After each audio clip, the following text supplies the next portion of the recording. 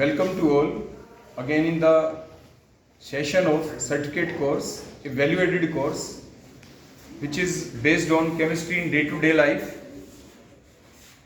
हमारे पुराने समय से ही जो डे टू डे लाइफ के अंदर जो बातें अभी आपके डिफरेंट सेशंस के अंदर आपको बताई जा रही हैं वो हमारी भारतीय संस्कृति का पहले हिस्सा ही थी, लेकिन जैसे जैसे हम लोगों ने अपनी संस्कृति बदली तो जिसकी वजह से हमें उसके साइड इफ़ेक्ट देखने को मिल रहे हैं और इसी वजह से जो हमारी गवर्नमेंट है, हमारा जो डिपार्टमेंट ऑफ हायर एजुकेशन है, वो कुछ इस टाइप की स्टेप उठाने के लिए मजबूर हुए कि हमें ऐसे सर्टिफिकेट वैल्यू एडेड कोर्स करवाने चाहिए ताकि दोबारा से वो सारा का सारा कल्चर हमारे बच्चों के अंदर, हमारे यूथ के अंदर, हमारे पार्टिसिपेंट के अंदर, हमारे टीचर्स के अंदर, हमारी पूरी सोसाइटी के अंदर, स्टेट, डिस्ट्रिक्ट, पूरे नेशनल लेवल के अंदर दोबारा से वो सारी चीज़ें आ जाएं। और इसी कड़ी के अंदर हमारे डिफरेंट सेशन ऑर्गेनाइज हो रहे हैं जिसमें आप बड़े अच्छे तरीके से पार्टिसिपेट कर रहे हैं। और ये सेशन जितने भी हैं ये हम ब्लेंडेड मोड के अंदर सर ऑर्गेनाइज कर रहे हैं ताकि जो भी हमारा यहाँ पे सेशन चलेगा, जो हमारे ऑफलाइन पार्टिसिपेंट हैं वो तो यहीं पे रहते हैं और उसके बाद हम सारा सब कुछ ये लाइव भी चलाते हैं, रिकॉर्ड भी करते हैं ताकि हमारे जितने पार्टिसिपेंट और कहीं दूसरी स्टेट से हैं ताकि वो भी इसका पूरा फ़ायदा उठा सके, क्योंकि हमें हर एक को जागरूक करना है इसके लिए। तो अब हमारे बीच हैं डॉक्टर दिनेश शर्मा जो चीफ ऑप्थेल्मिक ऑफिसर हैं सिविल हॉस्पिटल रोहतक के अंदर। सर का बड़ा ही लंबा कैरियर रहा है अपने इस फील्ड के अंदर, बड़े ही सहज स्वभाव के हैं सर के बारे में आपको पता नहीं होगा, सर को इतने सारे अवार्ड, इतने सारे प्रोग्राम, डे बाय डे, एक दिन में सर का एक प्रोग्राम ही नहीं होता। जैसे अब हमारे पास आए हैं, सर ने टाइम दिया हमें कि दैट्स द टाइम, तो सर टाइम से पहले ही हैं। आप सभी अपने वॉच में टाइम देख सकते हैं, सर उससे पहले ही हैं यहाँ पे। तो वही मैंने आपको पहले भी जो आपके नोटिफिकेशन जहाँ पे हम डालते हैं, मैंने आपको पहले बता दिया था कि बच्चों, पार्टिसिपेंट्स, आप बिल्कुल सभी टीचर्स हमारे केमिस्ट्री डिपार्टमेंट के भी वो वेल इन टाइम रहें, वो टाइम के एक सेकंड भी ऊपर नीचे ना आए। और वो सारी की सारी चीज़ें अब आपके सामने भी हैं। तो यानी हमारी जीवन शैली का जो ये हिस्सा होता है डे टू डे लाइफ के अंदर, क्या इंपॉर्टेंस है, हमारे ब्रेन के अंदर क्या क्या हार्मोन्स पैदा होते हैं पॉजिटिवनेस के लिए। तो यानी जो हमारे रिसोर्स पर्सन भी जो आ रहे हैं वो एक आपके सामने एक एग्जाम्पल हैं कि जो टाइम उन्होंने दिया जो आपके सामने है, ताकि वो सारी चीज़ें भी आप अपने जीवन के अंदर उतार लें। आपको भी डे बाय डे उन सारी चीज़ों को अपने अंदर अपनाना ही है। तो सर को डिफरेंट लेवल्स के ऊपर, national, international, different ground level, grass root level, गांव से लेके शहर से लेके हर जगह के ऊपर सर डिफरेंट प्रोग्राम ऑर्गेनाइज करवाते रहते हैं ताकि किस तरह से हम पूरी सोसाइटी को जागरूक करें। तो सर मैं आपका बहुत बहुत धन्यवाद करता हूं कि जैसे ही हमने आपसे कांटेक्ट किया, आपने जब हमारा इनविटेशन स्वीकार किया और आप बिल्कुल, यानी जो बच्चों ने भी, हमारे पार्टिसिपेंट ने नहीं सोचा होगा कि वो आ जाएंगे टाइम के ऊपर, लेकिन हमारे सारे रिसोर्स पर्सन इनके सामने ऐसे आए जो टाइम से पहले ही आ जाते हैं। So thank you very much sir, हमारे पूरे डिपार्टमेंट की तरफ से, डिपार्टमेंट ऑफ हायर एजुकेशन की तरफ से, हमारे पूरी कॉलेज फ्रेटर्निटी की तरफ से और हमारे जो बॉस होते हैं, आप प्रिंसिपल कह सकते हैं, उनकी तरफ से, मेजर दिनेश सहारन की तरफ से, सभी की तरफ से सर आपका यहाँ पे आने के लिए बहुत बहुत धन्यवाद सर, आपका बहुत बहुत स्वागत।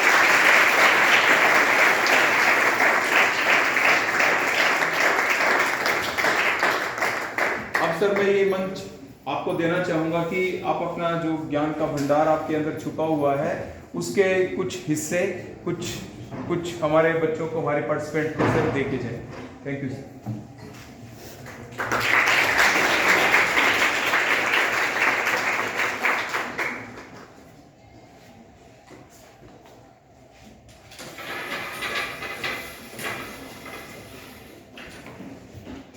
आज नेकीराम कॉलेज में आयोजित इस सेमिनार में मैं डिपार्टमेंट की तरफ से कॉलेज का सभी स्टाफ मेंबर्स का, प्रिंसिपल का बहुत बहुत धन्यवाद करता हूं कि उन्होंने एक अच्छे विषय को चुनकर और मेरे को समय दिया यहाँ पे।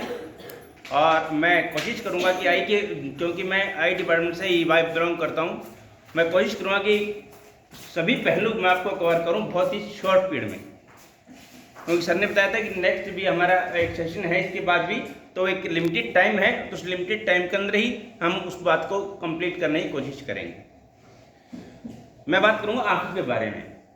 आँखों के बारे में, क्योंकि मैं आई ड्वांट से करता हूँ, और आँखों के बारे में कुछ बातें आपको जो पता होनी चाहिए और जो पता करके आपको आगे लागू करना है।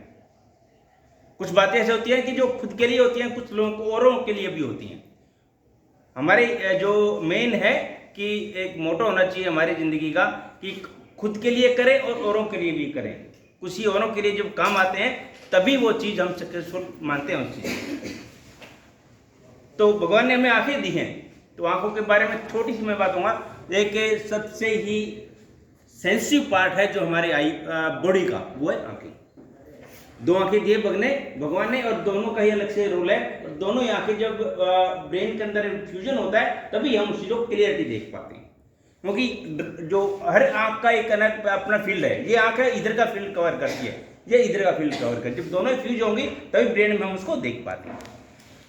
तो आंखें सबसे सेंसिटिव पार्ट है, और भगवान ने इसको जैसे सर्वोत्तम स्थान दिया है आंखों, बॉडी पार्ट में सबसे ऊपर, और इसको प्रोटेक्शन भी दी है, नेचुरल प्रोटेक्शन भी दी गई है ताकि इसके कोई नुकसान ना हो। पलकें दी है, और पलकों के साथ हमारी ग्रंथियां हैं, ऑयल ग्लैंड्स हैं, और हमारे जो पानी की जो चीज़ें हैं, जो पानी सीक्रेट होता है, एक्वस टीयर्स ग्लैंड्स भी हमारी होती हैं। वो नेचुरल पानी आता है ब्रेन से, कंट्रोल से, और वही आंसू हमारे आंख के अंदर आते हैं, और एक वाइपर के रूप में हमारी लिड्स उसमें काम करती हैं, और वो उसको लुब्रिकेट करती रहती हैं और साफ करती रहती हैं। कॉर्निया वो पार्ट है जो कि बिल्कुल क्लियर है, सबसे आगे का पार्ट है, और 1/3 of the ball eye ball को ही कवर करता है। तो एकदम क्लियर है। क्लियर, अगर ये क्लियर नहीं होगा तो हम नहीं देख पाएंगे। Majority of the rays of light cornea से ट्रांसफर, क्योंकि आप साइंस के बच्चे हैं, आपको ज़्यादा मैं क्या बताऊँ, आपको ऑलरेडी आपको पता ही है कि आई की स्ट्रक्चर क्या होता है। तो कॉर्निया से जो हमारा जो है क्लियरिटी, अगर कॉर्निया क्लियर होगा तो पीछे तक सब पार्ट हम आराम से उसको देख पाएंगे, और उस विजिबिलिटी को हम ज़्यादा गेन कर पाएंगे। पहले कॉर्निया है, फिर इसके बाद दूसरे पार्ट्स हमारे आंखें के होते हैं। तो प्रोटेक्शन भगवान ने हमें दी है, और लिगामेंट्स हमारे जो मसल्स होते हैं, 4 रेक्टस मसल होते हैं, 2 ओब्लिक मसल जो होते हैं, जिनकी वजह से हम देख पाते हैं, ऊपर नीचे दाएं बाएं और घुमा के। ओब्लिक मसल बोलते हैं उनको, उनका काम होता है घुमाना, आंख को नेचुरल रोटेट करना। तो अगर इन मसल्स में हमारे वीकनेस आती है तो हमें स्क्विंट होता है, या हमारे मसल इम्बैलेंस होते हैं। मोस्टली बच्चों को अगर जब हमारे पास आते हैं तो फैटिग का कंप्लेंट करके बताते हैं कि हमारे आंख में दर्द होता है, जब पढ़ते हैं तब दर्द होता है। वैसे हमारे विजन हम चेक करते हैं बिल्कुल ठीक है। तो वो मसल जो हमारे होते हैं वो लूज हो जाते हैं, उनको स्ट्रेंथ करने के लिए उसका काम होता है आंख को घुमाना, राइट लेफ्ट ऊपर नीचे, उसको मूवमेंट देना। अगर उसमें कोई दिक्कत आएगी तो ये दिक्कत आती है। फिर पीछे होता है हमारे लेंस, ठीक है, लेंस के पीछे रेटिना, रेटिना के पीछे ऑप्टिक नर्व। मेन पार्ट जो रेटिना में होता है मैकुला, मैकुला के बीच में फोविया, जहाँ पे कि हमारी मेन तस्वीर बनती है। दोनों में ही वो जो पार्ट होते हैं वो रोड्स एंड कोन्स होते हैं। रोड्स होते हैं वो रात को दिखने के काम आते हैं, और कोन्स दिन में, ठीक है। और अगर टोटल अगर उसमें कोई इस पूरे पार्ट के अंदर अगर कोई दिक्कत आती है, तभी हम कई बार जब देखने में दिक्कत आती है, क्या है कि हमारी शेप जो धाई है उसमें स्टैंडर्ड जो हमारा भगवान ने दिया है वो थोड़ा सा चेंज हो जाता है, और तभी हमारी आंख में रिफ्लेक्टिव एरर होता है, जो कि माइपिया, हाइपरमेट्रोपिया, एस्टिग्मेटिज्म। माइपिया होता है जब दूर की नहीं देख पाते हैं, that is to be corrected by concave lenses, ठीक है। हाइपरमेट्रोपिया प्लस लेंसेज से करेक्ट होता है, और एक विद एज एक प्रोसेस आता है हमारे 40 साल के बाद। आपने देखा होगा, अब घर में कोई बुजुर्ग है जो 40 साल कवर करता है, माँ है, पिता है, चाचा है, वो चश्मा लगाते हैं। क्यों लगाते हैं? कि हमारे आंख के जो मसल जो होते हैं, सीएलडी मसल्स, वो हमारे लूज हो जाते हैं विद एज, तो वो चश्मा लगाने की जरूरत पड़ती है ताकि वो नज़दीक की चीज़ फोकस कर पाएँ। हमारी आंख की जो फोकसिंग पावर है, लेंस की जो पावर है, वो स्लीप मसल द्वारा कंट्रोल होके और वो चेंज होती रहती है। जैसे हम दूर देखते हैं हमारी पावर अलग होती है लेंस की, और नज़दीक देखते हैं एकदम अलग। विद एज क्या होता है कि जो नज़दीक की जो पावर है वो एंटेन नहीं कर पाती, बच्चों में अगर लेंस नंबर चेक करते हैं, अक्सर आपने देखा होगा, आपकी आंखें चेक हुई होंगी, तो हम आंख में दवाई डाल के चेक करते हैं। क्यों? क्योंकि हम वो उस लेंस की पावर को डिटेक्ट करना चाहते हैं कि कितनी पावर है उसमें, बाकी उसी हिसाब से हम आपको करेक्शन आगे दे सकें आंख के अंदर। वो रिफ्रैक्टिव एरर है और वो दृष्टि दोष। और जो नज़दीक है वो दैट इज कॉल्ड प्रेसबायोपिया, वो एज प्रोसेस है। और एस्टिग्मेटिज्म होता है जब एक पार्ट ऑफ द आई कि एक पर्टिकुलर एक्सिस में हमें कमजोर हो आंख, दूसरी एक्सिस में ठीक है, हॉरिजॉन्टल में नहीं है, वर्टिकल आपने देखा होगा, किसी का नंबर होगा सिलेंड्रिकल तो उसमें लिखते हैं 180, 90, 120 एक्सिस लिखते हैं, सिलेंड्रिकल सिलेंड्रिकल लेंस लगते हैं।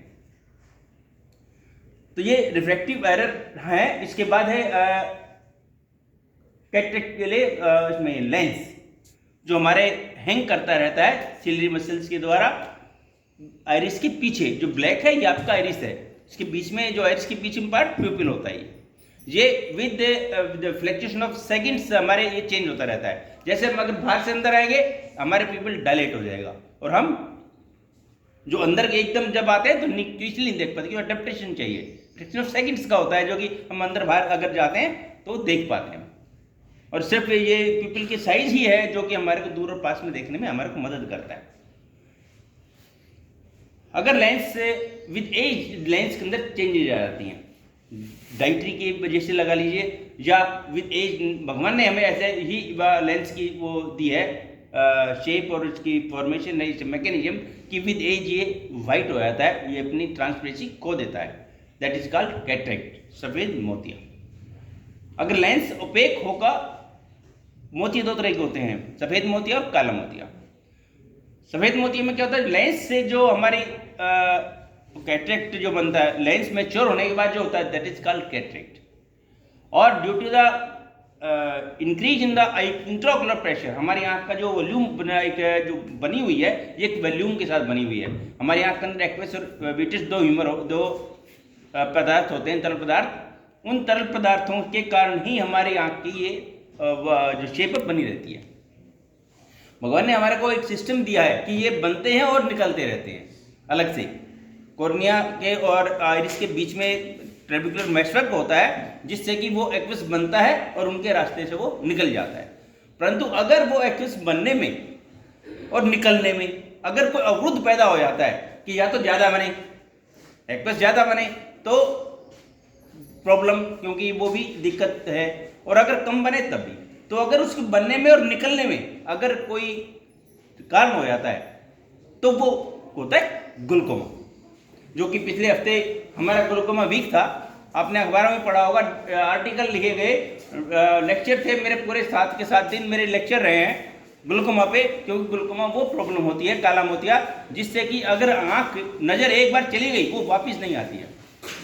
इरिवर्सिबल ब्लाइंडनेस अगर है वो ग्लूकोमा के कारण है। कैटरेक्ट के कारण ब्लाइंडनेस जो होती है वो हम करेक्ट कर सकते हैं ऑपरेशन करके। कैटरेक्ट का लेंस का ऑपरेशन करो और इम्प्लांट कर दो दोबारा दूसरा लेंस हमारे आंख के अंदर, और उससे क्या होता है कि हमारी रोशनी यूं की यूं वापस आ जाती है। परंतु अगर ग्लूकोमा से जो नुकसान हुआ उससे क्या होता है, ग्लूकोमा से कि हमारी आंख का जो शेप है, हमारे आंख के अंदर प्रेशर बढ़ जाता है, और वो प्रेशर क्या करता है, जो हमारी ऑप्टिक नर्व जिससे कि हमें सेंसेस आती हैं आंख के अंदर, उस पर प्रेशर डालता है, और वो प्रेशर डालने से हमारी आंख के अंदर जो साइज है वो चेंज हो जाता है और हम नहीं देख पाते। और उससे अगर उसका सिर्फ ट्रीटमेंट ये है कि अगर ग्लूकोमा होता है तो रेगुलर दवाई डलेगी, रेगुलर चेकअप होगा। आप स्टूडेंट्स के थ्रू मैं यही मैसेज ये देना चाहूँगा कि अगर किसी के परिवार में किसी को या पड़ोस में या किसी रिश्तेदारी में अगर किसी को ये डिटेक्ट हो जाए कि इसको काला मोतिया है, तो होता क्या है, काला मोतिया कि हमने एक बार दवाई दी तो कुछ आराम होने के बाद हमारे नेचुरल डे के फिनोमेना है कि हम उस चीज़ को छोड़ देते हैं कि आराम हो गया छोड़ दो। परंतु अगर छोड़ दिया तो वो प्रॉब्लम कर सकता है। अगर ग्लूकोमा है तो उसकी दवाइयाँ परमानेंट डलेंगी और डॉक्टर के परामर्श के अनुसार ही डलेंगी कि किस टाइम डलनी है, कौन सी दवाई डलनी है, कितने टाइम के लिए डलनी है। ये ग्लूकोमा की मेन है। और उसके क्या क्या लक्षण हैं मेन, मैं आपको पैम्फलेट दूंगा उस चीज़ के। पहली बात कि धुंधला दिखाई देना, बहुत दर्द, आँख के अंदर भयंकर दर्द होगा कि जहाँ आँख निकलने को होती है। फिर आँख के अंदर लाली चारों तरफ, जो शीशा होता है ये भी सफ़ेद हो सकता है, आँख में भयंकर दर्द। चश्मे का बार बार बदलना कि किसी का आज नंबर 1 नंबर है, कुछ टाइम के बाद उसका 2 नंबर हो गया, फिर 6 महीने बाद फिर बदल गया। अगर बार बार नंबर बदलना, साल में एक बार चेक करने के बाद अगर बदलता है तो कोई दिक्कत नहीं है, पर अगर वो नंबर बार बार बदलता है वो एक ग्लूकोमा का कारण हो सकता है। फिर रंगीन घेरे दिखाई देना, रंगीन घेरे दोनों टाइम दिखाई देंगे, सफ़ेद मोती में भी काले मोती में भी। परंतु जो सफ़ेद मोतिया है, जो काला मोतिया है, उसके अंदर कलर्ड घेरे होंगे, उसमें भी कलर्ड होंगे। सफ़ेद मोती में पेनलेस होगा, पेनलेस ग्रेजुअल, आहिस्ता आहिस्ता कम दिखाई देगा और बिल्कुल एक टाइम ऐसा आएगा कि हाथ भी नहीं देख पाता पेशेंट। परंतु ग्लूकोमा में क्या होता है, पेनफुल होता है और कलर्ड होते हैं, पेनफुल होते हैं। तो अगर कई कई चीज़ें दिखाई देंगी आपको, आपके जो पेरेंट्स होंगे उनमें पूछना जिसको कैटरेक्ट है उसको कई कई चांद दिखाई देते हैं, तो वो भी एक साइन होता है हमारा कैटरेक्ट का और ग्लूकोमा का। मैं आपको बता रहा हूँ कि अगर बार बार फिर किसकी अगर परिधि कम हो जाए, मतलब कोई देख रहा है, बीच की चीज़ तो साफ दिखाई देती है और परंतु चारों तरफ चीज़ कम दिखाई देती है, एक तरफ का पर्टिकुलर एरिया जिसमें कि हम वो देखना चाहिए वो नहीं दिखाई देता है। जैसे कोई ताजमहल देख रहे हैं, ताजमहल की अगर शेप है उसकी जब परिधि तो ठीक है परंतु बीच से नहीं दिखाई दे रहा है, ब्लाइंड स्पॉट बोलते हैं इसको। इस ब्लाइंड स्पॉट अगर आता है तो भी हमें चेक करवाना है। फिर जिसकी परिवार में अगर हिस्ट्री है ग्लूकोमा की, वो भी हमें ध्यान रखना कि अपने बच्चों का पूरा चेकअप करवाएं। ये नहीं कि मेरे को है तो बच्चे को नहीं आएगा, आ सकता है। सेम विद रिफ्रैक्टिव एरर माइपिया है, अगर जिस भी पेरेंट्स को अगर माइपिया है, हाई माइपिया में बच्चों में भी जेनेटिकली वो आ सकता है, तो वो भी चेक करवाएं। आई एम नॉट श्योर कि वो उसमें होगा, परंतु उसको एक बार चेक करवाना चाहिए ताकि अगर है तो उसको चश्मा लगाओ। और चश्मा लगाने का क्या है कि अगर चश्मा लगा है तो उसको हर टाइम लगाना है। मैं तो एक बात कहता हूँ कि अगर चश्मा लगा है तो जितनी देर तुम्हें आंखें इस्तेमाल करनी है तब तक लगाना है। होता क्या है, हम गए, चश्मा कम दिखाई दिया और जैसे ही चेक किया और हमने चश्मे का नंबर दे दिया, अब लड़की है तो पेरेंट्स क्या सोचेंगे कि लड़की को चश्मा लग गया, ये तो बहुत बड़ी बात हो गई। अब क्या होगा, बेटी ऐसा करियो जब स्कूल कॉलेज जाओ तभी लगा लियो, अदरवाइज नहीं लगाना, गली में पता लग जाएगा इतना चश्मे लगे। ये आम शब्द होते हैं माँ बाप के, परंतु मैं आपको थ्रू ये मैसेज देना चाहता हूँ, अगर किसी को चश्मा लगा है वो हर टाइम लगाएगा, आंखें उसने हर टाइम इस्तेमाल करनी है। ये नहीं कि कॉलेज में आई ही तभी आंख खुलेगी और वो कॉलेज में के गेट के बाहर बंद हो जाएंगी कि भाई फिर देखना ही नहीं, कुछ देखना तब भी है। तो आंखें के ऊपर चश्मा लगाना है तो उतनी देर जितनी देर हम आंखें इस्तेमाल करते हैं। सेम विद प्रेसबायोपिया, जब 40 साल के बाद हमें चश्मा लगता है तो अक्सर क्या होता है कि हम हमारा के पास आदमी आता है और कहता है जी मेरे को दिखाई नहीं देता, हम तो चश्मा टेस्ट करते हैं, कहता है जी कुछ दिन काम नहीं चल जाए, कोई ऐसी दवाई दे दो जिससे कि ये चश्मा उतर जाए। ऐसी कोई दवाई नहीं कि जिसके डालने से मैं अपनी आँख की शेप को चेंज कर दूँ। चश्मा लगता है आँख की शेप का के में कोई डिफेक्ट आता है तब, जब हमारी आँख की जो शेप है नेचुरल शेप अगर उसमें कोई कमी है तब चश्मा लगता है। अब या तो इसको मैं काटूं, दो चीज़ है ना कि ठीक करने में क्या है, या तो उसको कुछ काटा पिटा जाए या उसके आगे चश्मे लगा दिए जाए, तभी फोकस होगी ना। रेज ऑफ लाइट रेटिना में फोकस तभी होंगी कि जब वो उनको प्रॉपर शेप में आ जाए। अगर माइपिया होगा तो रेट ऑफ लाइट रेटिना से पहले फोकस होगी, वो फोकस रेटिना पर तब होगी जब हम उसके सामने कॉन्केव लेंस लगा देंगे, कॉन्केव कॉन्टैक्ट लेंस लगा देंगे, या हम उसकी कॉर्निया की शेप ही चेंज कर देंगे ताकि वो rays of light retina focus हो जाए।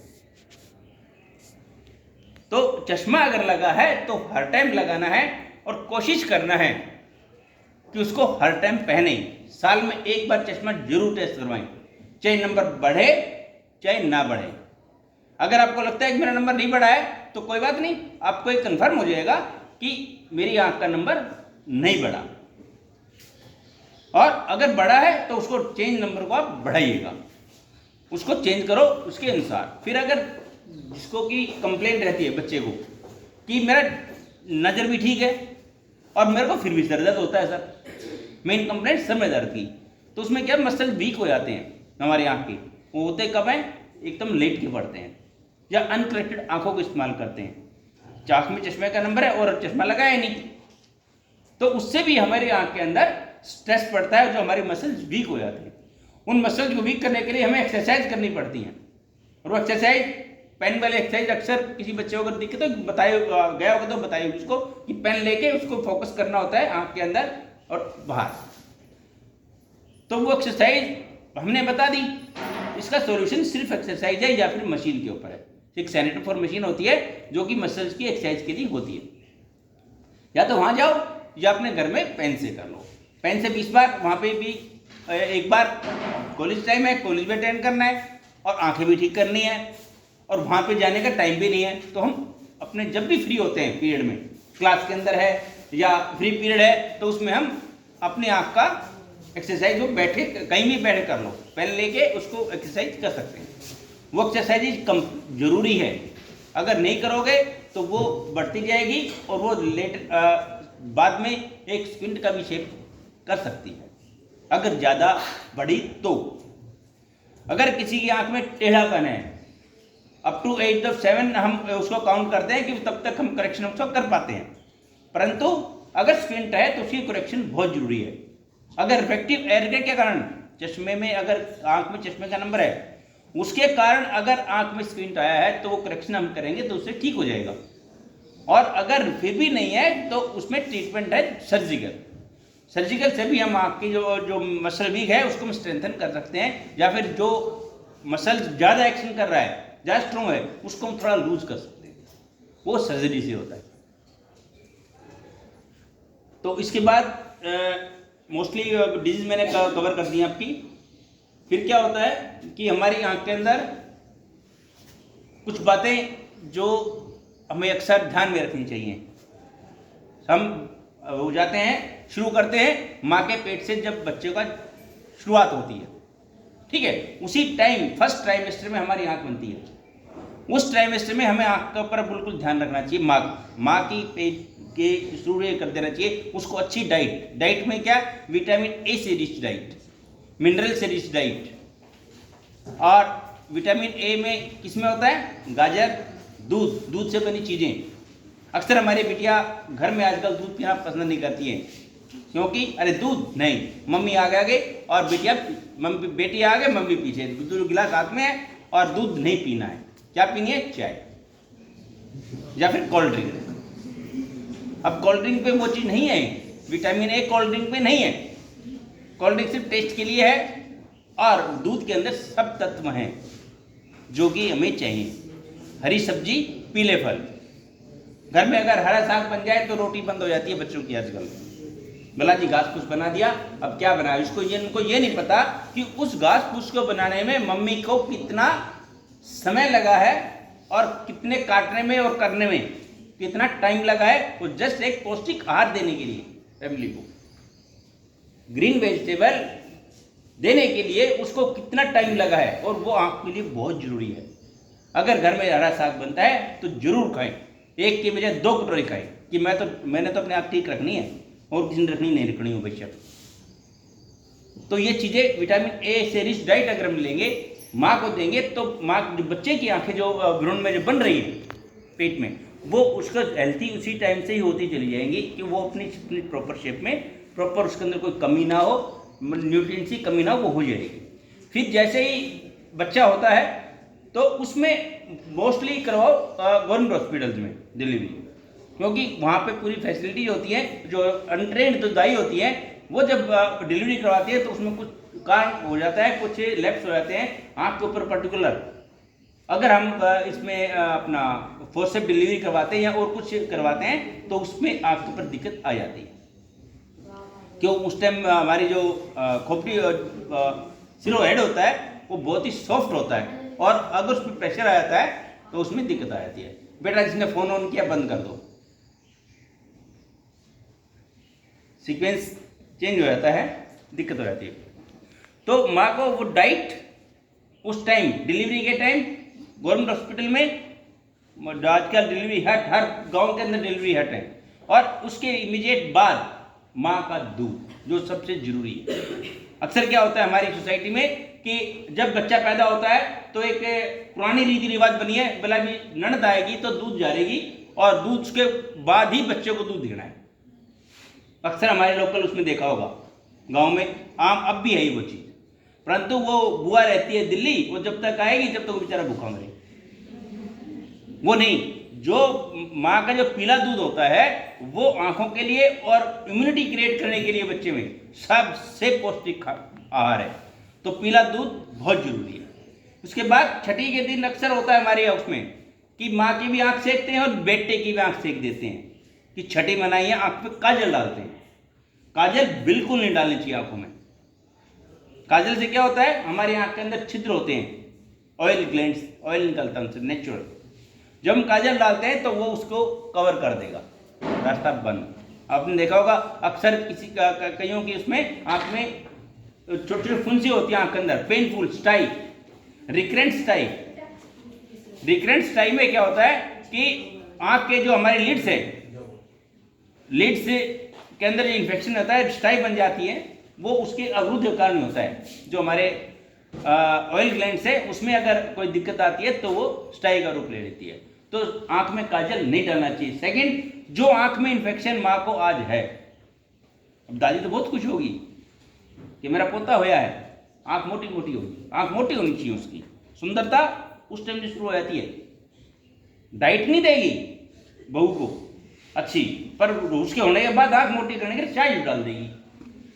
वो चाय डालने से क्या होता है कि जो माँ की आंख के अंदर इन्फेक्शन आज है वो बच्चे को आज ही के दिन उसमें मिल जाता है गिफ्ट में कि लो जी बेटे जी आओ, आपकी आंख में इन्फेक्शन हो गया जो माँ की आंख में आज है। तो काजल बिल्कुल नहीं। मैं कॉलेज में जब भी आता हूँ विश्व दृष्टि दिवस पे स्पेशली ये बता के जाता हूँ कि जो युवा के थ्रू जो मैं मैसेज देना चाहूँगा, कुछ बातें जो बता रहा हूँ वो एक इम्प्लीमेंट अगर समाज में होंगी तो आँख की जो हमारी जो स्थिति है स्वच्छता की अच्छी तरह टेक केयर की वो बेटर होगी। तो इमीडिएटली माँ का दूध आँख में स्याही बिल्कुल नहीं डालनी है। फिर बच्चे को भी पौष्टिक आहार जब वो शुरू करता है, पहले 6 महीने तो माँ का दूध सबसे उत्तम दूध होता है। उसको अगर माँ का दूध पिएगा तो एंटीबॉडी इतनी शरीर में हो जाएगी कि दस्त वगैरह और कुछ चीज उसकी नहीं लगेगी। तो जब दूध शुरू करते हैं तो दही दूध जो बच्चा खाता है, दूध से रिच डाइट बच्चों को जरूर दें, ठीक है। और फिर जब भी स्कूल जाने से पहले आंख जरूर चेक करवाएं।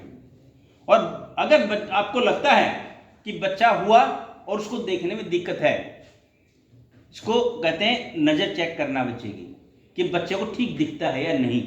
जिस बच्चे को कम दिखाई देगा वो आपको लाइट को फॉलो नहीं करेगा, आपकी बातों को फॉलो नहीं करेगा, वो नहीं देखो अलग से देखेगा वो। और अगर वो अलग से देखे या लाइट को फॉलो न करे या चौंधा महसूस करे, उसके अंदर रोशनी में जब भी है अगर बाहर जा चौंधा महसूस करे तो एक अलार्म हमारे लिए है कि इस बच्चे को कुछ प्रॉब्लम है। और अगर बीच में अगर जो पुतली है इसके बीच में अगर आपको लगता है कि सफेद सफेद मोती चमक रहा है तो वो भी एक साइन है। जो कंजेनिटल कैटरेक्ट जो सफेद मोतिया होता है वो एक उसका पर्टिकुलर साइन है। आजकल तो प्रीमेच्योर बच्चों में हम चेक करते हैं, उसका चेकअप होता है प्रीमेच्योर बच्चे का कि इसकी रेटिना की और आई की डेवलपमेंट ठीक से हुई है नहीं। परंतु अगर नहीं है, मिस हो रहा है, वो कहीं बच्चा गांव में कहीं पैदा हुआ है और उस बच्चे को नहीं दिखाई दे रहा है तो उसको इमीडिएटली मेडिकल कॉलेज के अंदर आप दिखाइएगा, क्योंकि वो भी एक कैटरेक्ट उसमें हो सकता है और उसको ऑपरेट करने की इमीडिएट जरूरत होती है, ठीक है। तो ये बातें आपको पता होनी चाहिए। अगर आपको ये बातें युवा को पता होगा तो वो खुद पे इम्प्लीमेंट कर सकता है, अपने होने वाले बच्चों पे कर सकता है, अपने होने वाले साथ वाले जो रिलेटिव है उनके अपने उनको कर सकता है, उनकी आंखों के बारे में बता सकता है कि तुम्हारे को ये दिक्कत है। अब गांव में अगर कोई बाबा बैठा है उसको दिखता नहीं है और वो कहता बेटा एक बार दिखाइयो, और आप कहते हो तो कैसे क्या हो गया, बोला बेटा मैंने दिखता नहीं। आप उससे पूछो कि क्या इसको दर्द है, दर्द होया था उतरे आंख में, बोला नहीं बेटी आहिस्ता आहिस्ता कम हो गया। इसका मतलब उसकी आंख में सफ़ेद मोती है। अगर उसमें देखोगे तो जो काले काले है उसके बीच में मोती की तरह चमकता दिखाई देगा आपको। सफ़ेद मोती जैसे होता है ना, आप हाथ में पहनते मोती, उस तरह सफ़ेद मोती की तरह दिखाई देगा। वो है तो आप उसको सलाह देता हूँ अपनी आँख चेक करवा ले, तेरी आँख में मोतिया है। और अगर भयंकर दर्द के साथ अगर वो चीज़ कम दिखाई दे रही है तो उसको भी आप बता सकते हो कि तेरी आँख में काला मोतिया, उसका भय मत करे, कोई दवाई नहीं, कोई झाड़ा नहीं। अक्सर क्या होता है, बड़ा झाड़ा लगवा ले, ठीक हो जाएगा, ठीक है, वो झाड़े नहीं होते, वो दवाई से ठीक होता है। तो ये चीज़ें कुछ बातें जो आपके युवा के थ्रू जो जाएंगी समाज में, वो बट नेचुरल उसको उससे एक स्टैंडर्ड बढ़ेगा और हेल्थ का जो मोस्टली आई का है वो बातें ऊपर आएंगी। अब मैं सिर्फ इसका ही पीले दूध का ही बात कर रहा हूँ। मोस्टली बच्चों ने देखा होगा कि ये चीज़ें घर में होती हैं, ग्रामीण अंचल में पक्का होती हैं, परंतु अगर बच्चे हमारे इस बात को आज से अगर मान लिया इम्प्लीमेंट करते हैं तो उससे क्या होगा, जो होने वाला बच्चा है उसका हेल्थ और उसकी जो इम्यूनिटी वो बहुत अच्छी होगी। शाही अगर लगती है, आप देखते हैं कि शाही लगा रहा है कोई ना, अंटी शाही ना लगाओ, इसके आँख के अंदर वो नुकसान हो जाएगा। शाही लगाते हैं सुंदरता के लिए लगाते हैं, हमारे लड़कियां मोस्टली लगाती हैं, आजकल लड़के भी लगाने लगे सुंदरता के लिए, आँख सुंदर दिखने के लिए पहनो, लगाओ। पर अगर लगानी है तो उसको इमीडिएटली साफ करो। कई बार होता है कि हम लगा लेते हैं और शादी ब्याह में फैलता है कैसे इन्फेक्शन, कि शादी ब्याह में कई बार क्या होता है, आपस में किसी ने काजल लगा रहा है, बोला मेरे को भी दियो, मेरे को भी लगानी है, लगाई, आँख में लगा ली, अपने आँख में लगा ली, फिर वो दोबारा फिर टच करेगा उसको। ऐसा ही होता है ना बेटा, कि एक बार लगाई फिर दोबारा फिर टच करते हैं ताकि वो पूरा इसमें हो, और फिर दूसरी आँख में उसने लगा लिया, परंतु उसने क्या किया, उसने उस डब्बी में इन्फेक्शन छोड़ दिया। एलर्जी आँख के अंदर इस सीजन में खासकर होती है, अगर बच्चे में भी है बड़े में भी है। अगर एलर्जी है तो एलर्जी खत्म नहीं होती है, एलर्जी कंट्रोल होती है। दवाई डाल के प्रिकॉशन लेके कि अगर आपके आँख में एलर्जी है तो धूल और धुएं से बचें। एलर्जी जिससे है उससे बचना पड़ेगा, धूल से है, बाहर जाने से है, या कोई पर्टिकुलर चीज खाने से है, ठीक है, तो वो चीज कंट्रोल करनी पड़ेगी हमारे को। आंख में एलर्जी, फिर आंख दुखना, आंख दुखनी आना इस सीजन में अक्सर जो आपने देखा होगा कि आंख में डीड आ जाती है, आंख लाल, और उसमें दिखना भी ठीक होता है, परंतु आंख लाल होती है, आंख में दर्द, आंख देख नहीं पाते, धूप में चौंधा लगता है। उसका इलाज सिर्फ आंख के अंदर दवाई टाइम पे डालना, आंख को बार बार धोना, काले चश्मे का प्रयोग करो ताकि वो दूसरे को ना हो। आज से बहुत साल पहले आई फ्लू जो हुआ था, अब भी कई बार आया था, आई फ्लू हुआ था, और यही कमरा था, इसमें मैं भी यही स्टूडेंट था आपकी तरह, और हमारे डॉक्टर दल सिंह थे, वो बॉटनी के लेक्चर होते थे, यही क्लासरूम था वो उन्होंने अटेंड किया था, और उस टाइम उन्होंने काला चश्मा पहने हुआ था। तो हम जैसे कॉलेज लाइफ में होता है कि सर ने तो काला चश्मा लगा पढ़ावे, होता है ना ऐसे, भी काला चश्मा लगा क्यों पढ़ावे, तो उस टाइम पता नहीं था हमारे को है क्या चीज़, वो अपने आप को एक इन्फेक्शन कंट्रोल स्प्रेड ना हो, उसके लिए वो चश्मा पहने हुए। तो अगर आँख में इन्फेक्शन है तो चश्मा पहने, और कोशिश करें एक दूसरे से हाथ ना मिलाएं, क्योंकि अगर हाथ मिलाएंगे तो एक इन्फेक्शन दूसरे से ट्रेवल कर जाएगा। हमने आँख के ऊपर हाथ लगाया, आँख पे कीटाणु आ गए, दूसरा फ्रेंड आया, हाथ मिलाया, बोला बहुत अच्छा है, बोले हेलो हेलो हेलो हेलो, हो गई, वो इन्फेक्शन दे दिया। तो अगर आँख में इन्फेक्शन है, दूसरा जो अपना रुमाल वगैरह है, हैंकी है, टॉवल है, वो घर के अंदर अलग अलग इस्तेमाल कीजिए, वो इन्फेक्शन को स्प्रेड करने से रोकते हैं। आँख में अगर एक तो होता है आँख दुखना, फिर जो आँख में एलर्जी, दोनों में एक से सिम्टम होते हैं, परंतु एलर्जी के अंदर आँख के अंदर डीड नहीं आती है, वो सिर्फ खारिज होती है, आँख लाल होती है। जो आँख दुखनी होती है उसके अंदर क्या होता है, आँख में डीड भी आती है और रात को आँख चिपक जाती है, उन चिपकने के लिए उसमें फिर धोनी पड़ती है, तो उसके लिए भी एंटीबायोटिक ड्रॉप्स। और जब भी कोई दवाई डालें, आँख में डालें या कोई खाएं, वो क्वैक से न लें, जिसको पता हो नहीं हो। दवाई आँख में जो जरूरत है उसी के अनुसार डालें, क्योंकि कई बार क्या होता है कि हम आँख में दवाई देते हैं, कुछ एंटीबायोटिक दवाई होती हैं, कुछ एंटी एलर्जिक होती हैं। एंटी एलर्जिक अगर हम ज़्यादा दिन तक इस्तेमाल करते हैं तो काला मोतिया के कारण बन सकती है।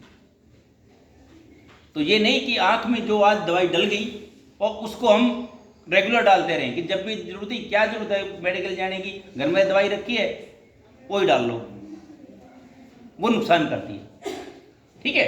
और कोई भी ड्रग्स अगर डालने तो खुलने के 1 महीने बाद तक काम करती है, वो उसकी पोटेंसी अच्छी काम करती है। और फ्रीक्वेंसी वो होनी चाहिए जो हमें बताएगी, यानी कि 2 बार दवाई डाली 2 बार खत्म, 2 बार डालनी है वो, जैसे काला मोती में होती है या सफ़ेद मोती में बार बार कोई दवाई डालते हैं, उससे सिर्फ कंट्रोल होता है, उससे खत्म नहीं होता। कई बार क्या होता है कि अगर हमने बता दिया आँख के अंदर मोतिया है और वो एक ही चीज़ कहते हैं कोई ऐसी दवाई बता दो ना कट जा, कोई परमानेंट दवाई बता दो जिससे आँख में चश्मे उतरे जावे, ऐसी कोई दवाई नहीं है। उसको हम कैटरेक्ट की जो प्रोग्रेस है उसको रोक सकते हैं दवाई से, न कि कैटरेक्ट को।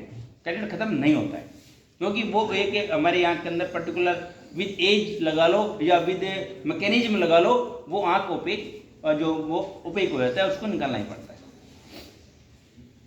अगर एलर्जी है तो पर्टिकुलर दवाई और पर्टिकुलर समय के लिए आपको डालनी है, क्वैक से दवाई नहीं लेनी है। कई बार क्या होता है कि हम क्वैक से दवाई ले लेते हैं और वो आँख में होता तो इन्फेक्शन है और उसने दे दी स्टेरॉइड, अगर स्टेरॉइड दे दिया तो वो दुगना हो जाएगा इन्फेक्शन, तो उस चीज़ से हमें बचना है। अगर मैं ऑपरेशन भी करवाया घर में किसी ने, उसको भी अगर दवाई बताई तो समझाओ कि जैसे दवाई बताई गई है वैसे ही डालना है, अच्छी स्टैंडर्ड कंपनी की अच्छी जो दवाई प्रिस्क्राइब की गई है वही दवाई डालनी है।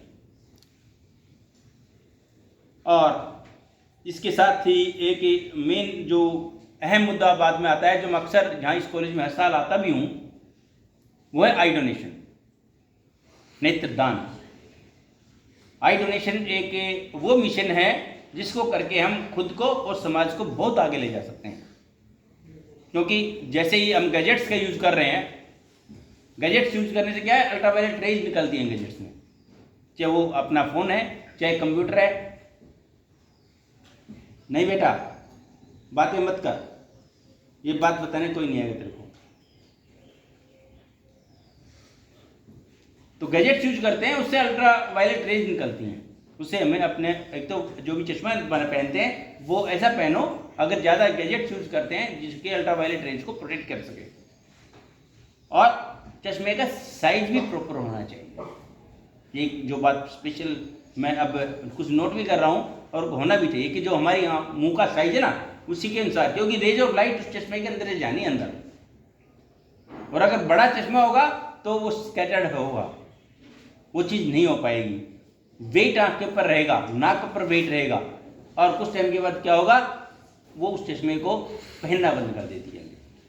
बड़ा चश्मा पहन लिया, आँख पे यहाँ पे निशान आ गया, अरे निशान डालता है तो चश्मा वो होना चाहिए जो प्रॉपर नंबर और proper size according to your face, न कि फैशन के अनुसार से। फैशन के लिए आप अलग से बना सकते हैं, गॉगल्स में उसमें डलवा सकते हैं, जब आप बाहर जाते हैं आप उसको डाल सकते हैं, परंतु हर टाइम देखने के लिए आपको वो चश्मा चाहिए जो आपके फेस के अनुसार हो, न कि बड़ा नहीं ज़्यादा छोटा। तो आई डोनेशन पे हम बात कर रहे थे। आई डोनेशन होता है डेथ के बाद, वेरी क्लियर, हर एक को होना चाहिए कि आई डोनेशन जीते जी नहीं होता है, नेत्रदान मृत्यु के बाद होता है और 6 घंटे के अंदर अंदर होता है। तो एक टाइम पीरियड भी फिक्स है कि 6 घंटे में हम अपने प्रियजन की आंख को अमर कर सकते हैं, कि आंख ही एक पूरी बॉडी में ऐसा पार्ट है जो कि कुछ रख रखाव के बाद 6 घंटे तक यूज हो सकता है बॉडी का, और कोई भी ऐसा पार्ट नहीं होता जो कि डेथ के बाद आपको यूज आ सके। तो डेथ के बाद 6 घंटे के अंदर हमें लेनी है, तो इसकी एक अलग हर एक का रोल है, और हर एक का ये होता क्यों है, क्यों जरूरी है। 15 दिन हम यही करते घूमते हैं कि आई डोनेशन, हर टीवी पे हर पेपर में आप ये चीज़ आप देखने को आपको मिलेंगी। तो होता क्या है कि ये क्यों जरूरी है, जरूरी इसलिए है कि अब तक कॉर्निया का कोई भी सब्स्टिट्यूट नहीं है, ये सिर्फ डेथ के बाद आज मानव शरीर से ही मिलता है, कोई भी फैक्ट्री नहीं, कोई भी देश नहीं जहाँ से कि हम इसको प्राप्त कर सकें। तो वेरी क्लियर कि डेथ के बाद ही मानव शरीर से जब हमें इसे मिलना है और इसकी शॉर्टेज बहुत ज़्यादा है। इनटेक आने में और लगने में लाखों का अंतर है। हमारे पूरे इसमें 18 से 20 मिलियन आदमी है जो कि ब्लाइंड है, और लगभग 75 लाख के आसपास पूरे इंडिया में है, और हरियाणा में 0.3% है ब्लाइंडनेस की, कि हरियाणा में भी अब, जबकि हरियाणा में ये नहीं होना चाहिए। मोस्टली क्या होता है, क्यों होता है कि कुपोषण के कारण भी कॉर्निया में हमारे स्लफिंग हो जाती है, कि विटामिन ए से रिच डाइट ना मिले। हमें दूध मिलता है, साउथ वालों को दूध मिलता ही नहीं, वो बेचारे मच्छी पे ही डिपेंड करते हैं, जिन वो से उनको विटामिन ए लेना पड़ता है। तो उसके जो हमारे यहाँ का कॉर्निया है उसे हमें बचाना है हर हाल में, ठीक है। कहीं कोई दुकान नहीं, कहीं कोई जगह नहीं जहाँ से हम इसको मिल सकें, और फिर इनटेक और लगने में बहुत ज़्यादा डिफरेंस है। उस डिफरेंस के कारण ही हम आज हालत यह है कि आई ट्रांसप्लांटेशन के लिए हमें वर्षों इंतजार करना पड़ता है, कि अब आज अगर हम रजिस्टर करवाएंगे तो उसको 1-1.5 साल में जाकर नंबर पड़ेगा। क्यों? कोई दान ही नहीं करता। 6 घंटे के अंदर अगर दान कर दें, और 6 घंटे से पहले अगर हम अपने परिजन का संस्कार कर रहे हैं, तो नेचुरली हम उसको जिंदा ही जला रहे हैं। एक बहुत बड़ा पाप जो अब मानव इसमें हिंदू धर्म में अगर हम माने हम कि जीते जी कोई चीज करना, आप अपने हाथ पे रख के देखो एक आग की कोई भी टुकड़ा, और आपको पता चलेगा कि आपको कितनी जलन होती है, और वो हमारा परिजन 8 मन लकड़ी में जा रहा है। तो उस आग को जलाने से, राख बनने से हमें आप युवाओं के थ्रू बचाना है, कि आप वहाँ पे एक हर एक का रोल है। मैं अब आगे बताऊंगा उसमें। पहली बात क्या थी कि क्यों जरूरी है, फिर कौन कर सकता है। हर कोई कर सकता है इसको, हर जाति का, हर धर्म का, हर उम्र का। छोटे छोटे बच्चे, 6 महीने के बच्चे से लेके और 70-80 साल का बुजुर्ग भी अपनी आंखों का दान कर सकता है। कोई मेल हो वो भी कर सकता है, फीमेल हो वो भी कर सकता है। तो आजकल तो ट्रांसजेंडर भी आए हैं, उन भी आई डोनेशन में हमारे बहुत आगे काम आते हैं। पीछे हमारे यहाँ फंक्शन था पूरे ऑल हरियाणा का ट्रांसजेंडर का, उसमें मैंने स्पेशल उनको ये बात कहा, मैंने आपके थ्रू, अगर आप हर घर में जाते हैं, आपके थ्रू अगर ये मैसेज जाएगा तो एक बहुत ही पॉजिटिव मैसेज जाएगा। तो कोई भी अपनी आंखों का दान कर सकता है। जो चश्मे लगाता है वो भी कर सकता है। ये नहीं कि मेरे माँ का चश्मा लग रहा था जी इसलिए मैं अपने आंख का दान नहीं कर सकता, कर सकता है वो भी। जिसने आंख का ऑपरेशन करवाया है वो भी कर सकता है। स्किन का ऑपरेशन हुआ है, कैचेट का ऑपरेशन हुआ है, परंतु शीशा साफ है। मेन क्या है कि शीशा हमारा साफ होना चाहिए। अब इससे पहले कि मैं आगे बढ़ूंगा, आपको बता दूं ये होता क्यों है। पहली बात, किसी को ऑलरेडी चोट लग जाए या कुपोषण के कारण शीशा खराब हो जाए। दूसरा कि आंख के अंदर कोई चोट लगे तब हमें ये आई डोनेशन के लिए वो फिट नहीं है, कि शीशा ऑलरेडी खराब है इसलिए वो आई डोनेशन नहीं हो सकती। तीसरा कि उसमें आंख में ऑलरेडी कोई इन्फेक्शन हो, आंख में ऑलरेडी कोई सी इन्फेक्शन से, वायरल इन्फेक्शन से अगर पीड़ित है कॉर्निया, तो उसका भी आई डोनेशन नहीं होता है। फिर किसी को टीबी है या HIV एड्स है या हेपेटाइटिस A B C तीनों चीज हैं, वो इन्फेक्शन है, या कोरोना का एक्टिव केस में डेथ हुई है, जैसे पीछे कोरोना था ना, उसमें अगर एक्टिव कोरोना में डेथ होती है तब भी नहीं होता है आई डोनेशन। और जिसको किसी जहरीले कीड़े ने काटा है, सांप ने या कोई और जहरीला कीड़ा अगर उसने काटा है तो उसमें भी नहीं होता। और जिसने कि कोई जहरीला पदार्थ कंज्यूम किया, सल्फास खा लिया, और पता चला कि बहुत जबरदस्त मोटिवेशन है फैमिली को कि भाई आई डोनेशन होती है, हमने तो पूरी फैमिली ने आई डोनेशन करनी है, और उसमें क्या है, कहते इसकी आंख तो दान करवानी हुई, तो नहीं, सांप काटे हुए को भी, जहर कंज्यूम किए हुए को भी आई डोनेशन नहीं होता। बाकी किसी भी कंडीशन में आई डोनेशन के लिए मना नहीं किया जाता। हर प्लेटफॉर्म पे हर नेता, हर धर्म ये कहता है कि आई डोनेशन होना चाहिए। मैंने यहाँ मुस्लिम्स में ये चीज़ है कि भी वो डोनेशन, आई डोनेशन कम करते हैं, परंतु रोहतक के अंदर हमने मुस्लिम जो फैमिली है वो भी मेरे साथ है। मेरे हर प्रोग्राम में हर साल वहाँ हम जाते हैं और वो कोऑपरेट करते हैं कि यहाँ आई डोनेशन होना चाहिए। और मुस्लिम फैमिली से भी मेरे यहाँ के लिए हैं। मेरा जीवन का लक्ष्य ही आई डोनेशन है कि हर हालत में हमें आई डोनेशन को, जब ब्लड डोनेशन होता है ना, रोहतक के अंदर क्या होता था पहले, ब्लड डोनेशन जब होता था, हम जब कॉलेज टाइम में थे, अगर गाड़ी आ गई ब्लड डोनेशन की तो एक वो होता था कि भाई खून नहीं दान करना, खून घट जाएगा।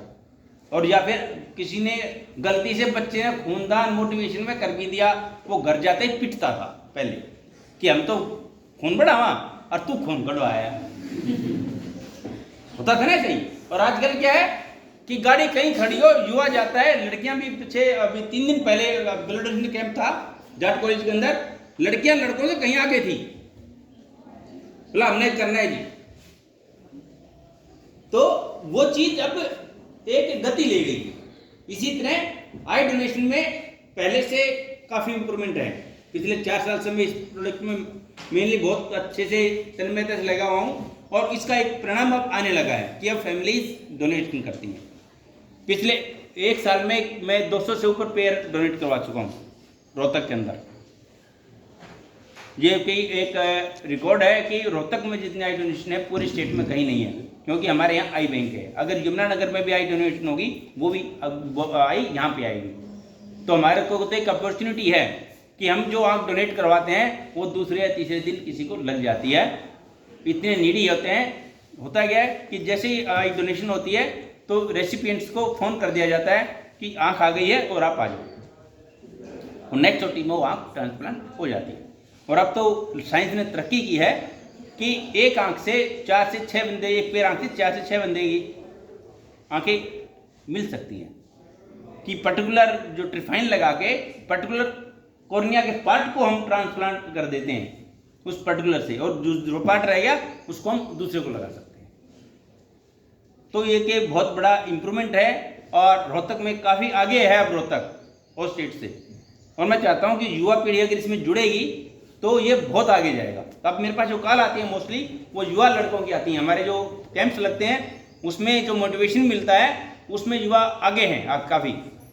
नेहरू युवा केंद्र से भी हर जो युवा संस्था हैं वो हमारी जुड़ी है, तो उनके थ्रू मैसेज आते हैं कि यहाँ डेथ हुई है जी और ये आई डोनेशन करना चाहते हैं।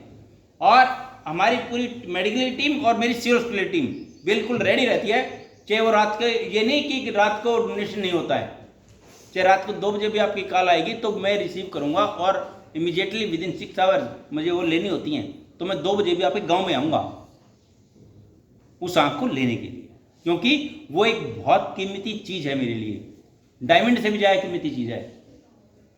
एक अंधे को दिखाने के लिए, एक अंधे बच्चा जो उस आँख से देखेगा उसके लिए तो एक बहुत बड़ा इनाम है। और वो फैमिली, वो परिवार, वो खुद सारी उम्र आपको एक दुआ देगा कि किसी बहन भाई ने मेरे लिए आंखें दान की थी। तो ये बहुत बड़ा पुण्य है। मैं वापिस आता हूं कि ये कौन कौन कर सकता है। मैंने बताया कि कोई भी कर सकता है, किसी भी उम्र का, किसी भी सेक्स का कर सकता है और कहीं भी हो सकती है। ठीक है। फिर जो कारण थे जो इसको बनाते हैं, कॉर्निया को इफेक्ट करते हैं, वो भी आपको मैंने बताए। और इसके बाद कहाँ होता है ये आई डोनेशन होता कहाँ है? ब्लड डोनेशन होता है गाड़ी में, कहीं भी ब्लड बैंक में होगा या कहीं भी गाड़ी होगी या आपने कैंप लगाया वहां होगा। परंतु आई डोनेशन उस जगह होता है जहां परिवार चाहता है, चाहे वो अपना घर है, चाहे वो हॉस्पिटल में एडमिट है, वहां डेथ हुई है तो वहां भी हमें कॉल कर सकता है, हम वहां से उसको लेंगे। या वो किसी गांव में रहता है, उस गांव के अंदर वो डोनेट करना चाहता है, या गांव में खेतों में घर बना रखा है, हमारे को लोकेशन दो, हमारी टीम वहीं पे पहुंचेगी जहां परिवार चाहता है। तो ये पॉइंट सबके दिमाग में क्लियर होना चाहिए कि आई डोनेशन वहां होता है जहां परिवार चाहता है, नहीं कि हमें बॉडी को लेके जाना पड़ता है। बॉडी को लेके जाना नहीं पड़ता। पहले एक बहुत बड़ी मिथ्या थी ना, वे सबसे बड़ा मोटा काम क्या था कि पहले कि अगर आंख दान कर दी तो अगले दिन बंदा पैदा होगा। अब बंदा कौन पैदा होना चाहे? कोई नहीं पैदा होना चाहता।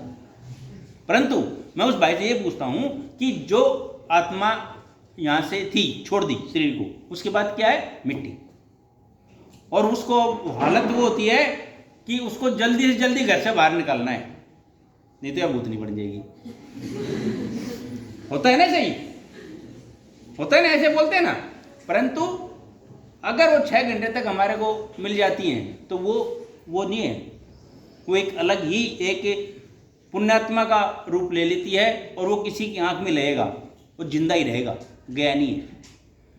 जीवात्मा जो ट्रांसफर होती है, आत्मा ट्रांसफर, अगर सुना है ना आपने कि आत्मा ही ट्रांसफर होती है, आत्मा अमर है, शरीर ही नश्वर है, शरीर यहीं रह जाता है। ये सत्य है कि शरीर नश्वर, शरीर यहीं रहता है। और हम उसको अपने सिस्टम के अनुसार मुसलमान उसको दफना देते हैं और हम उसको संस्कार कर देते हैं। परंतु संस्कार से पहले कि अगर हम उसके निमित्त एक पुण्य कार्य कर दें आई डोनेशन का, तो एक सबसे पुण्य उसके लिए कार्य है। और ये घर पे होता है। अब उसमें रोल क्या है, हर किसी का अपना रोल है आई डोनेशन में। आंखों के रखरखाव में भी हर किसी का अपना रोल है, क्योंकि कई बातें ऐसी होती हैं कि जो आपने आज यहाँ पढ़ी, आप वहाँ जाके गांव में बता सकते हैं, गांव से वो बात किसी दूसरे गांव में पहुँच सकती है और एक अच्छी बात जल्दी फैलती है। और वो चीज़ अगर आप इम्प्लीमेंट करवा देते हो, किसी भी चीज़ का अगर इम्प्लीमेंट करना है सरकार ने, तो युवा पीढ़ी सबसे बेस्ट प्लेटफॉर्म है कि उस प्लेटफॉर्म से अगर किसी भी चीज़ का अच्छा भी बुरा भी, दोनों चीज़ें युवा के साथ, जब वो अगर दूसरी तरह पे आया तो उसका नुकसान भी कर सकता है।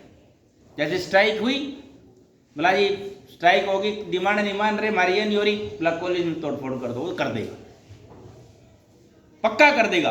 परंतु अगर उसको है कि अच्छे काम करने बैठा, एनएसएस कैंप लगाना है, सफाई करनी है, पूरे कॉलेज की सफाई करनी है, या किसी पर्टिकुलर मोहल्ले का हमने एनएसएस में अडॉप्ट कर लिया, जैसे एनके कॉलेज ने कनेली गांव को किया हुआ है। मोस्टली आपका जो वाईआरसी को एनएसएस के बच्चे हैं उनको पता है कि आपका कैंप कनेली में लगता है। मैं हर साल वहाँ जाता हूँ, क्योंकि संदीप सर मेरे को बुलाते हैं और हम वहाँ भी जाते हैं ये बताने के लिए कि आई डोनेशन पे है क्या। एक मुहिम है ये, एक दिन तो जागृति आएगी। जब ब्लड डोनेशन में इतनी जागृति आ चुकी कि हम कहीं भी अगर गाड़ी खड़ी कर दें 50 यूनिट आ जाती हैं, इसी तरह आई डोनेशन में एक न एक दिन जागृति जरूर रहेगी। और वो जागृति रोहतक से शुरू होगी, मेरे को पता है, क्योंकि रोहतक एक वो साइट है जहाँ से कि कोई भी प्रोग्राम अगर शुरू करना हो तो वो जल्दी पकड़ लेते हैं बात को। तो वहाँ पहली बात क्यों जरूरी है, दूसरी कौन कर सकता है, कहाँ होता है, ठीक है जी। अब है कौन कर सकता, ये तो हो गया। अब हर किसी का रोल क्या है कि हम परिवार शुरू हो जाते हैं कि परिवार में का क्या रोल है इसमें आई डोनेशन में। परिवार रोल है कि जैसे भी डेथ होती है तो वो उनको ये समझ लेना चाहिए कि देखो ये तो नेचुरल है, जो आया है वो जाएगा। कुछ समय से पहले चले जाते हैं तब बहुत दुख होता है, कुछ समय के जब बाद जाते हैं तो उसमें यह है कि ठीक है जाना था जिसको, अगर उसको मन बना के और मेडिकल टीम को 108 नंबर पे कॉल कर दो, वो कॉल हमारे पास पहुंच जाएगी। और अगर 108 भी याद नहीं रहे तो रविंद्र गहलोत सर का नंबर तो हर एक के पास होगा ना, नंबर लगवाने हैं, ठीक है। तो रविंद्र सर का नंबर याद होगा, रविंद्र सर को फ़ोन कर दो कि सर ऐसे ऐसे बात हुई है, और ये पक्का है कि मैं एक अलग से स्टेज तैयार कर रहा हूँ कि जिस कॉलेज के माध्यम से हमें मैक्सिमम आई डोनेशन प्राप्त होगा उस कॉलेज को में हम सम्मानित करेंगे, और उस बच्चे को भी पर्टिकुलर उस फंक्शन में सम्मानित किया जाएगा कि जब भी कॉलेज का फंक्शन होगा कि आई डिपार्टमेंट तरफ से एक उस बच्चे को सम्मानित किया जाए, ताकि एक अलग से एक वो पैदा हो। तो आप कम्युनिकेट कर सकते हो, 108 पे कर दो, और नहीं तो व्हाट्सएप ग्रुप पे डाल दो। व्हाट्सएप ग्रुप आजकल तो मोस्टली फेसबुक यूज़ करते हैं ना, बच्चे यूज़ करते हैं, अगर यूज़ नहीं करते तो फिर वो आउट ऑफ सोसाइटी हो जाता है आजकल। जो फेसबुक बच्चा यूज़ नहीं करता, बोला ये क्या है, ये अनसोशल आदमी है, इसको बात नहीं करनी, तो वो उस मैसेज पे एक मैसेज डाल दो कि भाई ये जगह है और ये फैमिली आई डोनेट करना चाहती हैं। और उसके अंदर करना क्या होता है, आपको पूरी डिटेल देनी होती है टीम के लिए। क्या कहाँ है, उसका एड्रेस क्या है, काज ऑफ डेथ क्या है। अगर आप मैंने जो बताया कारण कि जिनमें कि आई डोनेशन नहीं होता, तो सिर्फ वो कारण है तो फोन मत करो, ठीक है। और अगर वो कारण नहीं है तो आप उसमें इमीडिएटली फोन कर दो कि जी यहाँ पे डेथ हुई है और ये करवाना चाहते हैं। आपका एक व्हाट्सएप मैसेज उस जाने वाली आत्मा के प्रति सबसे उत्तम कार्य होगा, और हम हर हालत में आपके उस मैसेज को गंवाएंगे नहीं। आपकी जो मेहनत जो आप कर रहे हो वो वेस्ट नहीं जाएगी, वो 100% वो आपका डोनेशन होगा। उसमें हमने फिर एड्रेस की बात कि पर्टिकुलर एड्रेस देना है और पर्टिकुलर मोहल्ला कि यहाँ पे है जी, और एक पर्टिकुलर साइट, 2 टेलीफोन नंबर दीजिएगा। कारण उसका कि जिस घर में डेथ होती है उसका एक जो नंबर होता है वो मोस्टली बहुत बिजी होता है, उसको मैसेज कम्युनिकेट करने होते हैं। तो 2 नंबर कम से कम दो, ताकि हमारी टीम उस नंबरों पे कांटेक्ट कर सके, और इमीडिएटली टीम कांटेक्ट करेगी, और टीम विद इन 6 आवर हमें पहुंचना होता है। ये देख लो बेटा कि 6 घंटे के अंदर अंदर हमें उसको लेना होता है। तो हमारी वो स्पीड होती है कि जो इमीडिएटली टीम चलती है और उसको लेके और आई बैंक में जमा करवा देते हैं।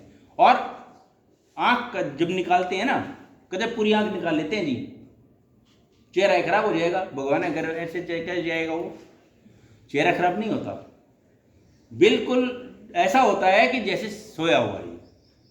हम आँख को लेते हैं, और आजकल तो बटन लेते हैं, सिर्फ कोर्निया है ना, सिर्फ इसी को लेते हैं, क्योंकि साइंस तरक्की कर गई है। और हमारे पास मीडिया हैं, अलग अलग मीडिया हैं जिनमें हम उसको प्रिजर्व कर सकते हैं। उन मीडिया में डाल के 7 दिन से लेकर महीने तक हम उसको प्रिजर्व कर सकते हैं। अलग अलग स्टैंडर्ड के मीडिया होते हैं, पर मीडिया में डालने की जरूरत जब पड़ेगी ना, जब वो लेने वाला ना हो। अब लेने वाले इतने हैं, लेने वाले 10, देने वाला 1, तो वहां तो मारा मारी होगी ना कि मेरे को पहले, मेरे को पहले। फिर आई डोनेशन के लिए जो किसको लगी है, ये टोटल कॉन्फिडेंशियल होता है, गोपनीय होता है कि किसको लगी ये नहीं बताया जाएगा, किसने दी ये हर प्लेटफॉर्म पे मैं बताता हूं कि भी इस आदमी ने आंख डोनेशन की है। आपने कल का भी अखबार पढ़ा होगा, उसमें भी एक फैमिली ने डोनेट की थी, और उसको हमने डिपार्टमेंट के द्वारा सम्मानित भी किया है। हम उसको शोक प्रस्ताव भी दे के आते हैं डिपार्टमेंट की तरफ से कि आपने बहुत बहुत धन्यवाद है कि आपने इस हमारे अभियान में योगदान किया। तो उसको बताया, परंतु किसको लगी ये नहीं बताया जाता। क्यों नहीं बताया जाता? हमारे समाज में पहले ही रूढ़िवादी बहुत जो धारणाएं हैं। पहली बात तो बोला जी आंख दान कर दी, नट कर दी, बोला किसकी थी? बोला हिंदू की थी कि मुस्लिम की थी? मेरी जो आंख लगा ये किसकी थी? अब वो पता चला कि अब किसी को भी कोई खून देता है, कोई किसी को पैसे देता है, वो पंडित जी ये थोड़ी पूछता है कि पंडित जी इसका घी लोगे या इसका चावल खरीदोगे। दान दे दिया, क्योंकि पंडित जी ने तो वो ग्रह ठीक करने हैं ना, तो पंडित जी को कोई नहीं पूछता डर के मारे। परंतु आयु में अगर पूछेगा तो उसमें क्या होता है? बोला जी ऐसा है, मेरे बाप की आंख थी। हाँ जी ठीक थी जी। बोला किसके लागी? बोला आपके लागी जी, शाम में पहुँच लेगा। बोला 50,000 तो बना है भाई। ठीक है, क्यों भाई साहब ने और कुछ करना है? तो उस चीज को खत्म करने के लिए और फिर ये करने के लिए कि अंधे जन्म में अंधा पैदा होगा, गलत बात है ये बिल्कुल क्लियर होना चाहिए कि आत्मा स्थानांतरण होगी तो वो तो मिट्टी है। उस आंख को हमने राख बनने से रोकना है कि वो तो राख बन जाएगी, और आंख की क्या है, हम उसको प्रभावित कर देंगे। परंतु अगर वो आंख किसी के आंख में लगेगी तो ये सोचो कि उसकी, दूसरे की, फैमिली की, परिवार की, समाज की, देश की उन्नति में काम आएगा। क्योंकि एक ब्लाइंड पर्सन खुद पे तो है ही बेचारा हैंडीकेप्ड, परिवार पे भी है। क्योंकि एक गांव में जिसके घर में अंधा है, उससे पूछो उस फैमिली को कि उसको कितनी हर्डल हैं, वो कहीं बाहर नहीं जा सकते। फैमिली का एक आदमी घर में ही जरूर होगा, फिर उसको अंदर बाहर करना। तीसरा, वो पढ़ाई नहीं कर सकता बेचारा, आपके इतना वो देख नहीं सकता, आपके इतना वो एंजॉय नहीं कर सकता। फिर समाज में उसको देखना पड़ता है। अब कहीं बाहर जा रहा है, शादी में जाना है, सारे परिवार को, पड़ोसी से कहोगे बोला भाई एक बार देखियो, हम तो 1 घंटे में आ जाओ। फिर उसको इकोनॉमिकल, सरकार को उसको पेंशन देनी पड़ती है, जो पेंशन आप इनकम टैक्स में देते हैं। जो पैसा आप इनकम टैक्स में कटवाते हैं वो उसको देना पड़ता है। अगर वो देख पाए तो उसकी वो चीज़ नहीं है। पैसा अपनी जगह है, देखना अपनी जगह है, और अपनी लाइफस्टाइल अपनी जगह है। तो आज के दिन समाज में अगर सबसे ज़्यादा डिमांड है वो है आई डोनेशन की, और आपके थ्रू अगर आई डोनेशन होता है तो सबसे मैक्सिमम मैं आज के अपने इस जो सेमिनार को सक्सेसफुल समझूंगा, सर की मेहनत को सक्सेसफुल समझूंगा। रविंद्र सर ने जो आपके लिए कि ऑर्गेनाइज किया है आई डोनेशन पे आई के ऊपर, क्योंकि आंखें तो हर एक को चाहिए ना, कान हाथ के बगैर काम कर सकता है, पर आप आंख बंद करके देखो, अगर आंख जब आप बंद करते हैं तो आपको कैसा लगता है, आप नहीं कर पाते वो चीज़, नॉर्मल लाइफ नहीं जी पाते। ठीक है, फिर होता क्या कि सबसे पॉइंट जो भूल गया वो ये है कि हम आपसे प्लेज फॉर्म भरवाएंगे, जो बच्चा भरना चाहे प्लेज कर सकता है। प्लेज के बाद हम उसको स्पेशल टोकन देते हैं, बैज मिलता है ना ब्लड डोनेशन के बाद। जब ब्लड डोनेट होते हैं तो बहुत शान से बच्चे वो बैज ला के चलते हैं कि मैंने खून दे रखा है। तो मैंने भी अपने बैज तैयार करा रखे हैं जो कि I proud to be eye donor, कि मैंने अपना आई डोनेट कर दिया। और आई डोनेशन में क्या होता है कि जब जिसने डोनेट किया वो चला जाता है, जिम्मेवारी किसकी, परिवार की, दोस्त की, या पड़ोसियों की, या समाज सेवी की। तो जैसे ही आप बैज लगा के चलोगे तो गांव के अंदर एक सिस्टम होता है, ताई जरूर पूछेगी बोले बेटी क्यों लाया, बोला ताई मैंने आँख दान कर दी, बोला इतना आँख दान कराई इब्बे। होता क्या है, कई बार हम प्लेज फॉर्म भरवाते हैं तो वो बच्चे पूछते हैं बोला सर कब लोगे, तो मेरे साथ एक और भी दोस्त होते हैं, बोला भी कल आना लग रहे हैं, बोला जी नहीं फिर नहीं करनी।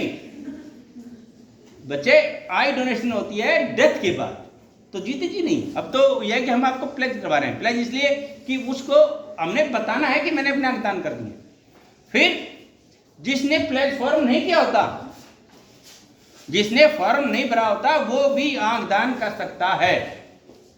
ये मैसेज इसलिए है कि कई बार क्या होता है कि परिवार चाहता है, समाज के कुछ प्रबुद्ध लोग हैं वो भी चाहते हैं कि आई डोनेशन हो, और कुछ कारणों से वो चीज़ हमारी रुक जाती है। तो वो चीज़ नहीं कि भी इसने दान की हुई है, नहीं की हुई है। हमारे एक मित्र थे हमारे, ये चीज़ें बेटे अच्छे अच्छे उसमें फैमिलीज में हो जाती है दिक्कत। पढ़े लिखे थे, उनके फादर की डेथ हुई तो हमने फोन से कांटेक्ट किया, बोला यार पापा बता कर गई, क्योंकि वो दुख में है। वो ये नहीं चाहता कि इस बॉडी के साथ कुछ छेड़खानी हो, यूं की जाना चाहिए कि दिमाग में ऐसा भर रखा है हमारे कुरीतियों ने कि हमारे शरीर के अंदर कोई वो नहीं होना चाहिए। उसको ये नहीं पता ये जिंदा पड़ी है, आंख तो हमारी जिंदा पड़ी है, इसको तो जिंदा रहने दे भाई। जो जिंदा चीज पड़ी है उसको क्यों मार रहे हो? उसको नहीं करना है हमें, उसको हमें बचाना है। और दृष्टि देना है हर किसी को जिसको कि इस समाज में नहीं दिखता है, जो डे टू डे लाइफ में बेचारा अंधा है। उसको हम अगर रोशनी देते हैं तो उसे पुनित कार्य है ही नहीं इस संसार में। गीता में भी लिखा हुआ है नेत्रदान परम धर्म, सबसे उत्तम दान है नेत्रों का। चाहे कोई भी धर्म है, मुस्लिम में भी, हिंदू में भी, ये चीज़ एक्टिवली है और बहुत अच्छी है। और आपके थ्रू अगर मैसेज जाए, जो भरना चाहे वो आज भर सकता है। मेरे फॉर्म मेरे पास है, प्लेटफॉर्म। उसका फ़ायदा ये होगा कि आपको एक गर्व होगा, जो खून दान करता है ना वो एक सर्टिफिकेट मिलता है, उसको होता है ना, सर्टिफिकेट मिल गया जी। और जब मैं मेरी जो आई डोनेशन रैली है, कोई भी अगर मैं ऑर्गेनाइज करता हूँ, जो उसमें पार्टिसिपेट करता है मैं सर्टिफिकेट में भी देता हूँ, उसके भी नंबर वही 2 लगते हैं। जो आजकल मार्क्स मिलते हैं ना सर, ब्लड डोनेशन के मार्क्स हुए हैं, सोशल एक्टिविटी के मार्क्स हैं, इसी तरह आई डोनेशन में भी अगर पार्टिसिपेशन है एक्टिविटी में, उसके भी अलग मार्क्स हैं। तो जब भी कभी कोई जो फ्री के मार्क्स हैं बेटा, रैली में क्या वैसे भी तो घूमते हो, अगर यहाँ से लेके अगर हम मेडिकल तक जाते हैं एक अच्छे मिशन के लिए, तो वो भी एक बहुत पुनीत कार्य है। तो उसमें पार्टिसिपेशन है, तो तब भी हम उनको सर्टिफिकेट इशू करते हैं पार्टिसिपेशन का। तो मैं पुनः नेकीराम कॉलेज का और रविंद्र गहलोत सर का धन्यवाद करता हूँ कि उन्होंने एक अच्छे मुद्दे के लिए मेरे को बुलाया, और ऐसे मुद्दे जब भी कभी ज़रूरत हो सर आपका ऑलवेज वेलकम। मैं कभी कह देना एक मैसेज देना, पर टाइम थोड़ा शॉर्ट होता है, एडवांस में बताना होता है, तो मैं पुनः बहुत बहुत धन्यवाद करता हूँ।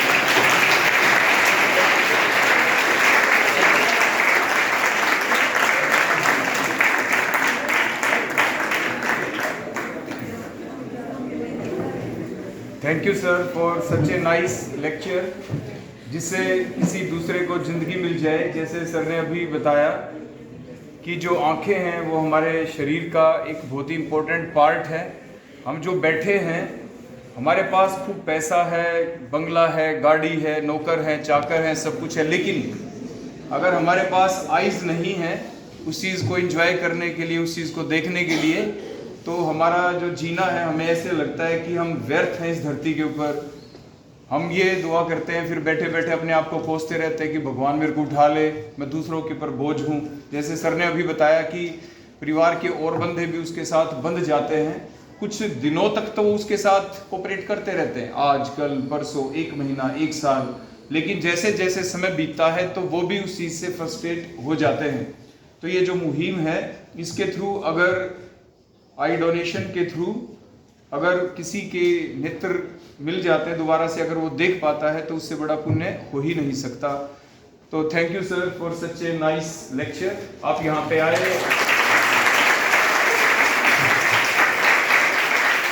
आपने हमारा इन्विटेशन स्वीकार किया और आपने खुद ही कह दिया कि हम कभी बुलाएंगे तो आप फिर से आ जाएंगे। So thank you sir.